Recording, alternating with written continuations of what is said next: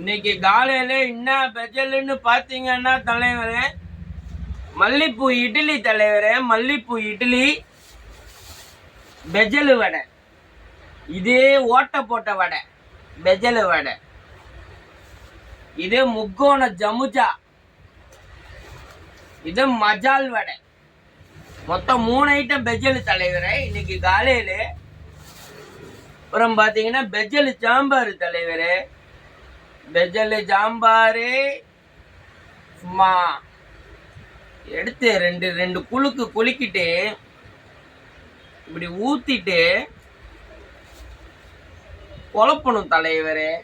2 கைய போட்டு நல்லா குழப்பிட்டு, ஆஹா, இன்னும் ஒரு அருமையான சாம்பார் தலைவரே. சும்மா சாம்பார் கிக்கிரி மிக்கிரியா இருக்கு தலைவரே.